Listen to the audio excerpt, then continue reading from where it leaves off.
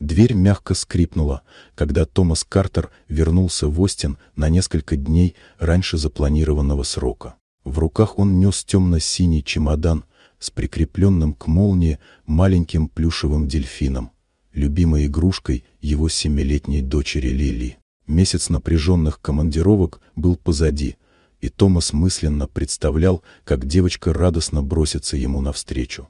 Однако вместо ожидаемой сцены его встретила тишина, прерванная тихим всхлипом. На кухне у окна стояла молодая женщина в светлом фартуке, Мэриан Браун. Лили сидела на высоком табурете, крепко прижавшись к ней, словно боялась отпустить хоть на секунду. Мэриан обнимала девочку одной рукой, а другой медленно размешивала какао, будто каждое движение было частью какого-то важного ритуала.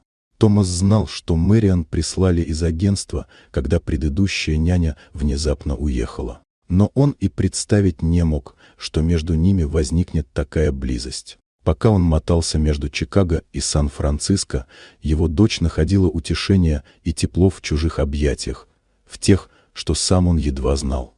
В груди жалось чувство вины, острое и неожиданное. Томас всегда говорил себе, что работает ради Лили, но ни разу не подумал, каково ей проводить вечера, не зная, вернется ли отец в ближайшие дни. Мэриан не оправдывалась, не пыталась объяснять, ее молчаливое присутствие говорило громче любых слов.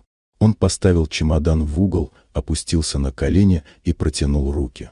Лили слезла с табурета не спеша, словно проверяя, действительно ли можно приблизиться. Когда она оказалась в его объятиях, Томас услышал почти беззвучный шепот: «Пусть она останется». И, встретившись взглядом с Мэриан, он понял, что теперь в их доме появилась еще одна важная часть. Вечером они втроем ужинали простыми омлетами с тостами. Томас не прикасался к телефону, не открывал почту, он просто слушал смех дочери и тихие слова Мэриан. И в этот момент он чувствовал, что наконец-то строит не планы на будущее, а сам дом, в котором хочется быть. Вот такая удивительная история. Дорогие друзья, если вам понравилось видео, поставьте лайк, а также подписывайтесь на канал, впереди еще много интересного.